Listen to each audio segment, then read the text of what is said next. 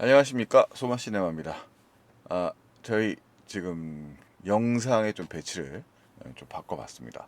전체 영상 전체 좀 화면이 보이실 거고요. 제 부담스러운 얼굴을 한 구석에 좀 더 처박아 놨습니다. 기존 위치랑은 좀 다르니까 제 하찮은 얼굴을 보이고 계시면 좀 구석에서 찾아주셔야 될 것 같습니다. 오늘 할 영화는 만남의 집인데요. 아니, 고민이 좀 있어요. 그러니까 요즘에 극장에서 사실 볼 영화가 많지 않고 흥행도 뭐 또 애니메이션 이런 쪽이 잘 되는데 저희 채널에서 좀 애니메이션까지 좀 다루고 싶은 마음 별로 없거든요. 그래서 뭐가 있을까 찾다가 오늘 일요일인데도 저희 동네 영화관에서 딱 하루에 딱 한 번만 상영을 하더라고요. 만남의 집이라는 영화를 좀 이야기를 해보려고 합니다. 나름 독립 영화인데 뭐 지난주에도 독립 영화를 했었죠. 사람과 고기라고 이 독립 영화인데 또 의미가 있는 영화고 또 완성도도 좋은 편입니다. 그래서 이 영화를 한번 또 소개를 해보려고 해요. 만남의 집은 좀 기존의 생각 또 이 구도의 특징이 조금 기존과 좀 다른데요. 일단 영화 좀 열기에 일단 좀 기본적인 정보부터 좀 살펴보죠. 만남의 집은 네, 이거 잘못 써놨네요. 양조영 감독이 아니고 제가 잘못 써놨네요. 차정윤 감독인데요. 네, 양조영 감독은 지난번에 사랑과 고기의 감독이고요. 차정윤 감독입니다. 여성 감독이에요. 차정윤 감독은 장편 영화는 사실상 이 만남의 집이 거의 데뷔작이고요. 그 전에는 좀 단편 작업하고 각본 작업 이런 걸 주로 했던 감독입니다. 약간 필모의 차이가 좀 나오던데 그녀에 대하여라는 영화에 각본을 썼다고 어, 그 시네 21에 나와 있는데 또 여기서 그 별도의 얘기는 없네요. 그러니까 뭐 주로 그 전까지 그 네이버 기준으로는 그 단편 작업을 했던 거고요. 사실 뭐 제가 이 감독님의 영화를 본 것은 유일한 게 지금 만남의 집뿐입니다. 자, 만남의 집이라는 영화는 일단은 요 평을 한번 읽어보시면 좀 느낌이 느껴지실 거예요. 이유빈 평론가 과장된 설득 없이도 충분히 이어지는 감정의 선들. 시선과 체온 조절에 능숙한 연출, 과하지 않게 마음을 툭. 그러니까 이게 기존 영화의 문법과는 좀 다릅니다. 그러니까 영화의 이제 주요 인물을 보면서 얘기 좀 같이 해볼게요. 이 영화에 이제 그 영화에 거의 세 파트가 나눠서 이야기를 한다고 볼 수 있는데, 태저라는 이제 주인공 태저죠. 송지효 배우가 연기하고 있는 교도관이고요. 10한 7년 차쯤 되는 베테랑 교도관입니다. 그리고 준영이라는 15살 정도 된 중학생이 한 명 등장을 해요. 그 다음에 미영이라고 해서 옥지영 배우가 연기하는 이제 그 죄수죠. 예, 수영자 이렇게 세 인물이 등장을 합니다. 그리고 이 사람들이 각각의 이야기에 좀 펼쳐지는 편입니다. 영화의 이제 주변 인물로는 이 윤혜림이라는 인물은 이 태저의 이제 후배 교도관이 되겠고요. 은혜라는 인물은 여기 미영이 준영의 엄마거든요. 미영이 일종의 이 준영 미영의 뭐 어떻게 보면 친구 뭐 아니면 옛날에 뭐 뭔가 얽혀 있는 게 많았던 사람 같은데 현재는 되게 허름한 여관의 그 모텔의 주인이고 주인인지 매니저인지 모르겠어요. 이고 그 다음에 이제 지금 현재는 준영을 보호자는 아닌데 자신의 모텔에 기거하도록 돕고 있는 일종의 이모라고 부르는 인물입니다. 그리고 이제 영화에는 지금 이 태저를 중심으로 한 교도관의 사회, 그 다음에 이제 미영을 중심으로 한 이 미영이 그 있는 그 수용실 저기 교도소에 이쪽 그 멤버들이 있는 거죠. 구성원들이 있습니다. 일단 이 영화의 일단 영화 굉장히 느린 영화거든요. 그러니까 이게 굉장한 느리다는 얘기는 무슨 영화냐면 이 영화의 감독인 차종현 감독이 뭔가 그 스토리를 전개하는 것보다는 이들의 감정을 표현하는데 영화적으로 표현하는데 상당히 공을 들이고 있는 영화라고 말할 수 있겠습니다. 영화의 러닝 타임이 짧은 편은 아닙니다. 그러니까 그렇게 뭐 1시간 40분이 넘는 영화니까요. 그런데 뭐 그 감정 이 말없는 주인공들이 어떤 감정을 가지고 있는 거를 쫓아가는 것이 이제 이 영화의 느낌이고요. 그리고 이들의 관계가 뭐 우리가 흔히 생각할 수 있지 않습니까? 이 중학생이고 그러면 이게 흔한 설정상으로는 이 지금 어머니가 부재한 상황이에요. 어머니가 감옥에 없거든요. 감옥에 가 있는 상태거든요. 근데 그 어머니를 담당하고 있는 교도관이 찾아오는데 이 사람에게도 자녀가 없습니다. 이혼녀예요. 어, 이혼녀란 말이 좀 부적절하군요. 돌싱녀입니다. 그래서 돌싱녀란 말도 부적절하군요. 죄송합니다. 제가 나이가 되다 보니까 어쨌든 지금은 혼자 살고 있는 독신 여성입니다. 그런 여성이기 때문에 이 어머니라는 그 화두는 사실 이 영화의 꽤 중요한 부분이거든요. 이 당연히 준영에게는 어머니가 현재 만날 수 없는 사이고요.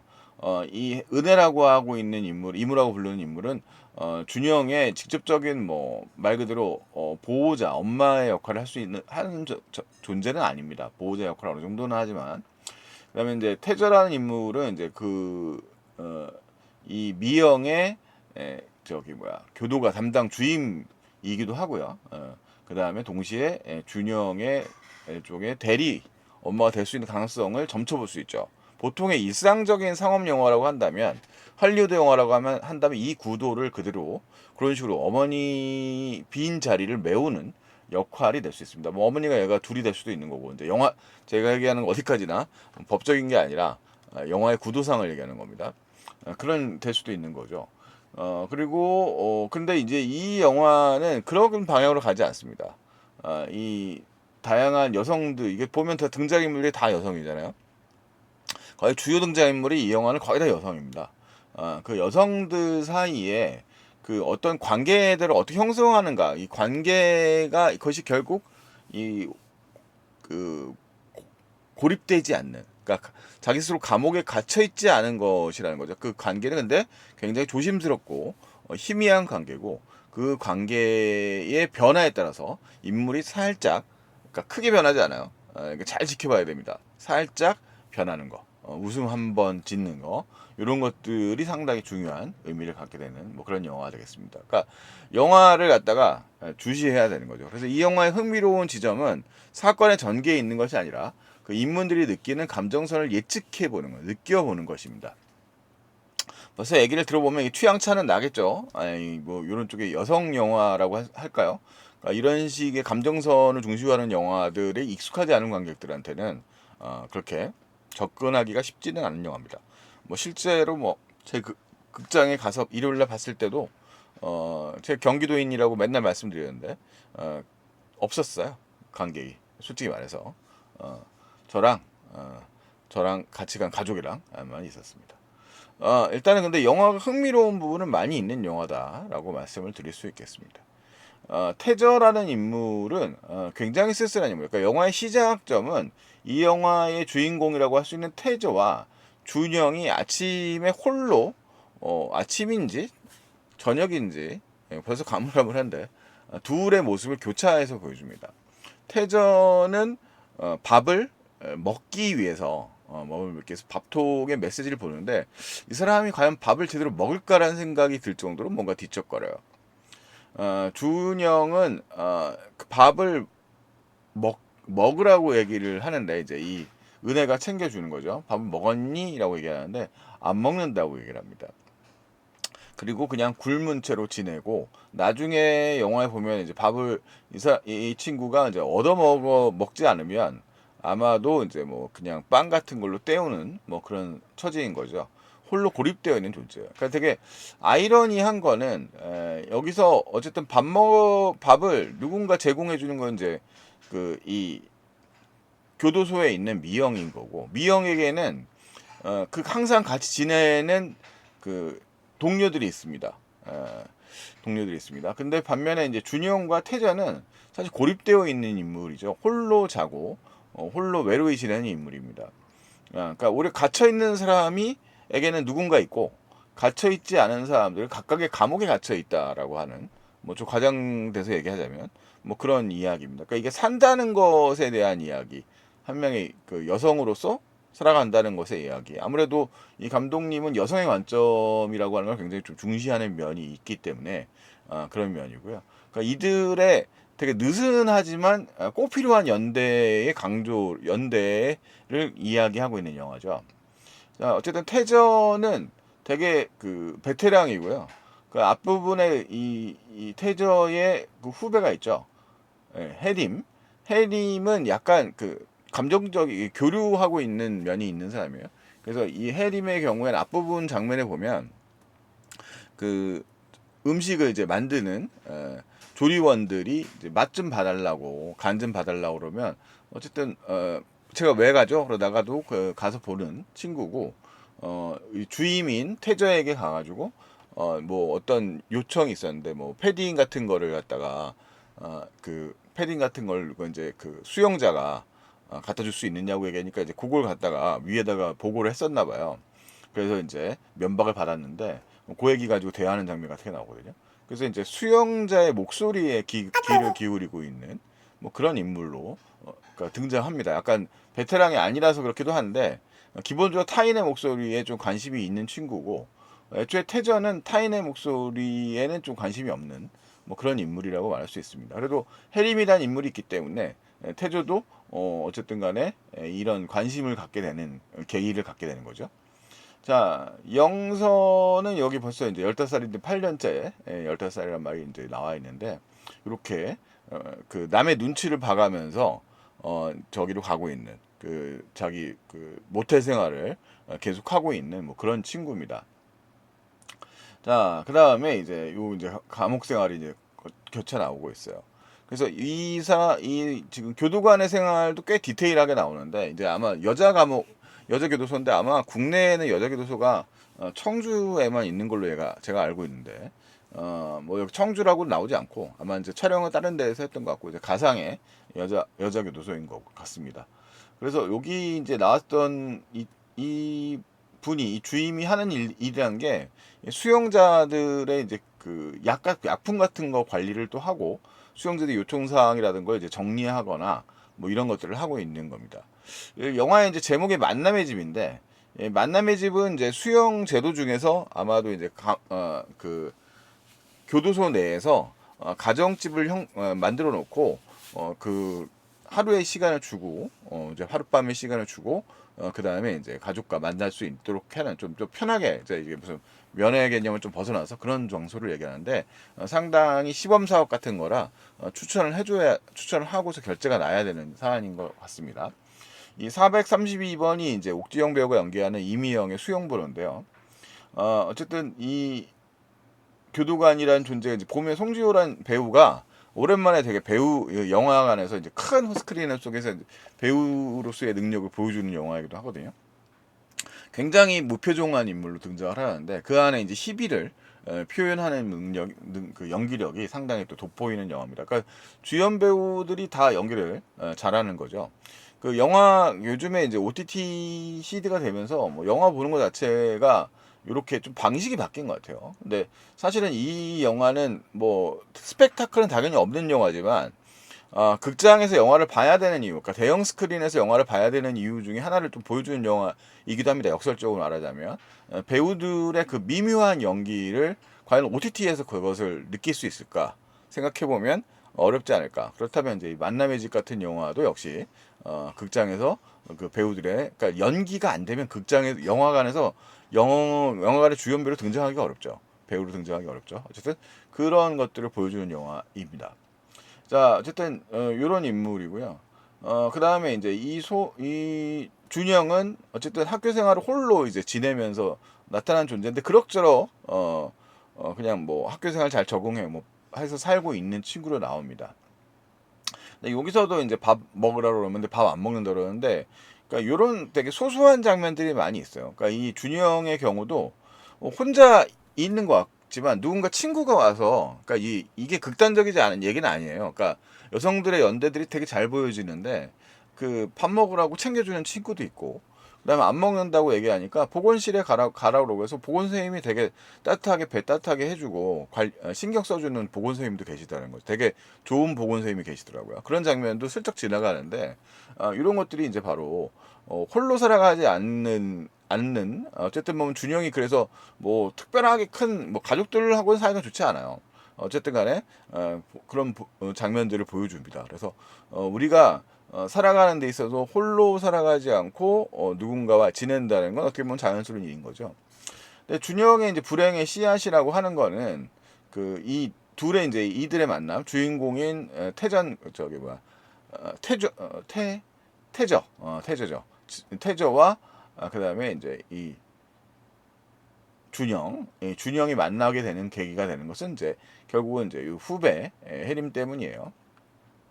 해림이 이제 그 이 원래 어떤 일이 벌어지냐면 이 미영이죠.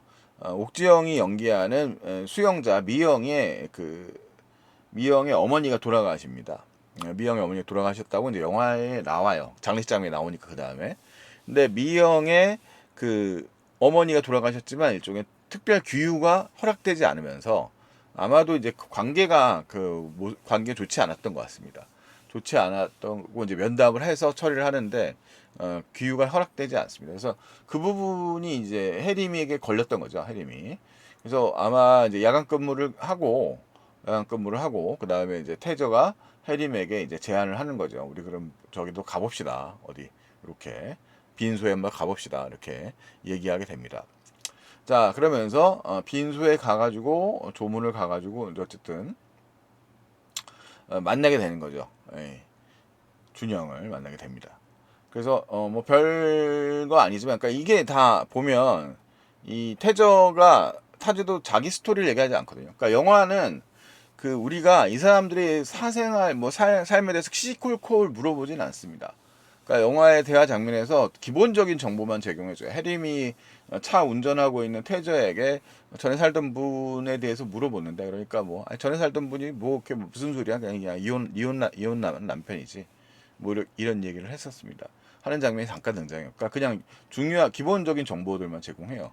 근데 아마 홀로 지내고 있다는 거는 뭔가 말은 하지 않지만 이 태저의 마음 속에 좋지 않은 부분이 많이 있겠죠. 자, 어쨌든 간에 태저가 이제 분노 포인트가 생깁니다. 영화에서 잠깐 나오는데 이 빈소를 지키고 있는 이 친구가 결과적으로 홀로 향을 지킨다라고 하는 설정이 이제 담겨 있는 거예요. 그래서 향을 아이에게 맡기는 이 집안의 분위기라고 하는 게 자체가 뭐 영화에 이제 한 두 장면 정도로 설명이 되는데, 얘한테 향을 지키라고 시키는 거. 그 다음에 이제 실제로 이제 그 잠을 자러 갔었던 거예요. 가고 그 다음에 돌아와가지고 얘한테 대하는 태도, 별로 가족들이 케어를 해주는 것도 아닌데 애가 엄마 닮아서라고 하니까 이제 이 엄마와 나머지 가족들 사이도 좋지 않고, 당연히 준영이도 이 나머지 가족들과는 좋지 않은 사이인 거죠. 근데 아이한테 향을 지키라고 하고 어른들은 쏙 빠져서 자러 가고 있는 모습 때문에 태저가 자신의 연락처를 이제 준영에게 줍니다. 자, 그러면서 이제 준영과의 관계가 이제 본격적으로 시작되는데, 그때까지 영화가 꽤 많은 시간이 흘러요. 영화적 러닝타임으로 보자면. 그러니까 이게 굉장히 느린 영화라고 말씀을 드렸잖아요. 그러니까 이들이 그냥 지나가고 있는 것들의 얘기인데, 결국은 이들의 감정성과 그 다음에 이제 이들의 관계에 대한 주제의식들을 슬쩍슬쩍씩 보여줍니다. 영화에서 준영이 버스를 타고 가면 이 버스에서 이 나중에 이제 이렇게 서로 인사를 하지 않습니까? 기사님들이 같은 노선의 버스들끼리는 서로 이제 손을 들면서 인사를 하지 않습니까? 근데 그거를 이제 준영이가 잘 지켜봐요. 그 다음에 이제 두 번째 그 장면, 이제 버스 타러 준영이가 또 가는 장면에서 준영이가 이제 기사님한테 물어보죠. 뭐 그러면 이제 별로 대단한 얘기를 하고 있지 않은데, 그런 대단하지 않은 일종의 연대, 그러니까 이게 별거 아닌 것 같이 손을 들고 하는 연대가 준영이에게, 홀로 살아가는 준영에게는 되게 특별하게 보였던 거죠. 그래서 이 준영이하고 그 다음에 이제 이 송지호 배우가 연기하는 갑자기 생각 잊어버리겠네. 준영이랑 우리 나 미쳐버리겠네요. 죄송합니다. 이거 실시간으로 녹화해놓고 편집도 안 할 건데 이름을 갑자기 생각이 안 났어. 태저. 준영이 그 아이고 태저죠, 태저. 태저랑의 관계도 그렇게 막 깊이는 아까 막 이 예상할 수 있는 것처럼 막 드라마가 막 깊이 있는 관계로 가는 게 아니에요. 그래서 근데 태저가 이 관계를 편안하게 여겨요. 그러니까 이 둘의 관계가. 그래서 이 둘의 존재 자체가 되게 별거 아닌 일을 하는 것 같지만 이 두 되게 아노나무의 관계를 주는 거예요. 왜냐하면 그렇게 전화번호를 남기고 간 다음에 준영이가 태저에게 연락하게 되는 것은 엄마에 대해서 엄마가 어딨니 이런 말에 대해서 그러니까 이 영화의 첫 장면에 보면 준영이가 이제 막 눈치를 보면서 이 모텔로 들어가는 장면이 나오거든요. 근데 그것에 대해서 이 교도관인 태저에게는 설명할 필요가 없는 거죠. 그래서 자기가 홀로 살아가고 있는 존재인데 그냥 준영이가 태저가 준 전화에 문자를 뭐 한참 있다 보냅니다. 그냥 바로 영화 시작하면 바로 보내는 게 아니라 실제로 그렇잖아요. 우리가 인간사에서 처음 보는 사람이 전화번호 주는데 바로바로 전화 걸진 않잖아요. 그러니까 일단은 뭐 고민을 하다가 이제 영화에서 준영이도 볼까 말까 하는 장면이 좀 나오고 태저에게 이제 어느 순간 슬쩍 가게 돼요. 자, 근데 그 장면이 이제 뭐 이 태저가 그 교도관들과 회식하는 장면 이후에 등장을 하게 되는데 사실 뭐 업무 수칙상으로는 이 자신이 담당하고 있는 그 수용자의 자녀와 가족들과 연락하는 건 일종의 불분율이죠. 일종의 관련을 맺고 있지 않는 것이 어떻게 보면 당연한 거고 영화상에서도 뭐 아주 큰 문제는 아니지만 왜냐하면 뭐 사익을 취한 건 아니니까 어쨌든 뭐 요 주변으로부터 이제 동료들로부터 경고를 받게 됩니다. 되게 이 주임으로서 되게 신뢰받는 인물인데 그렇다고 해서 뭐 이 사람이 삶이 무너지거나 그런 쪽으로 영화가 흘러가지 않아요. 이건 뭐 미스테리 스릴러 이런 거 아닙니다. 자, 어쨌든 간에 이 태저와 준영의 관계가 이제 영화의 중심이 되는데 이런 장면도 되게 슬쩍 괜찮은 거죠. 그러니까 여기 이제 어린이 보호구역인데 이 둘이 걸어가면서 이 대화를 하는 장면들과 상응하는 장면이에요. 그러니까 되게 일상적인 장면이지만 여기 어린이 보호구역이거든요. 그러니까 준영이 미성년자로서 이, 네, 우리 주인공 송지호 배우랑 이름 또 까먹었어. 자, 송지호 배우랑 같이 이제 연대감을 그 편안함을 느끼는 건지 이게 어린이 보호구역이라는 장면이 슬쩍 보여지거든요. 그러니까 이 보호를 받고 있는 거죠. 예, 태주래 자꾸 태주가 생각이 나. 자, 그래서 준영이가 어쨌든 간에 나중에 보면 이 그 되게 마음이 편안해져서 영화 학교 장면에서도 이제 선생님 농담에 슬쩍 웃는 장면 이런 게 슬쩍 나온단 말이에요.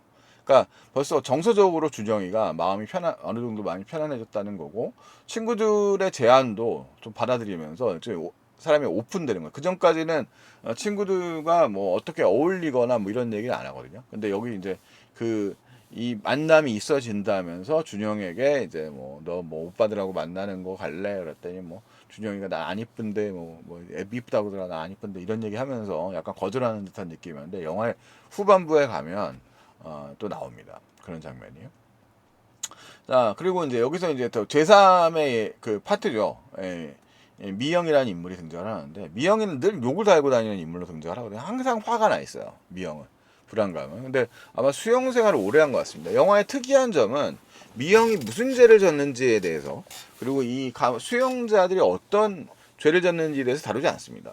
그러니까 영화의 이 감독님의 관심은 이들의 관계를 갖다가 조명하는 것이죠. 그들은 같이 있으면서 어쨌든 그 서로를 걱정해 주는 존재거든요. 미영이 어쨌든 나갈 수 있는 상황이 안 됐던 거고 그다음에 이제 딸에 대해서도 고민을 하니까 그런 얘기를 하는데 미영은 밥을 이제 먹는 장면에서 밥을 안 먹고 막 화를 내는 장면 같은 게 나와요. 그러니까 엄마를 장례식에 못 가는 상황이 됐잖아요. 못 가는 상황이 됐는데 사실은 이제 엄마를 보고 싶었던 것 같아요. 예, 그러니까 왜 죽을래 혼자 죽지 나를 놔가지고 막 이러면서 막 이제 욕지거리를 해가면서 이제 짜증을 내고 그 다음에 이제 뭐 딸의 전 편지를 왜 안 쓰니 그러니까 막 그런 얘기를 하는데 전화하는 장면에서는 보면 어딘가 두 번 반복이 되는데 한 번은 전화가 안 되고 아마 딸에게 전화를 걸었거나 3분밖에 시간이 안 주어지니까 그런 것 같고 두 번째는 이제 자기가 그 모텔방에 있는 친구한테 이제 연락을 해서 얘기를 하면서 이제 이 교도관이 바로 이제 자기의 딸과 만나고 있다는 얘기를 하게 되는 거죠.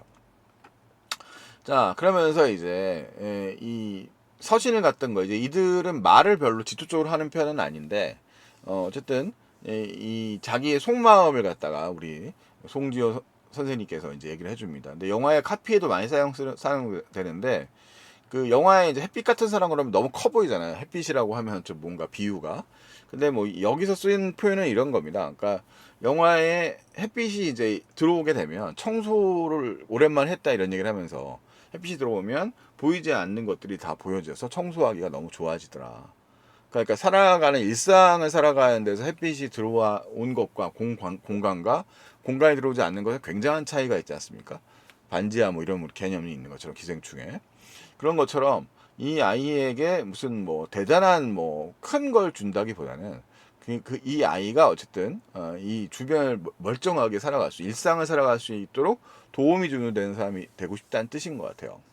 그래서 영화에서는 그래서 아까 얘기 뭐 그래서 어머니라고 하는 존재 사실 굉장히 큰 존재지 않습니까? 그러니까 이 되게 이 송지효라는 배우가 연기하는 인물은 상당히 본인 스스로도 치유가 되는 거지만 상대방에게도 뭔가 이성적으로 상황을 이해하고 있는 존재죠. 그러니까 우리가 딱 어느 정도의 거리감과 관계 측면들을 조망하고 있는 영화라고도 말할 수 있어요. 만남의 집은. 그래서 그런 상황 속에서 이 아이가 이제 엄마와 만남의 집에서의 만남을 제안하고 이 태지죠. 태지죠. 태지가 아니 태저. 자꾸 아까 태저, 태지 이런 거 헷갈려고 있어.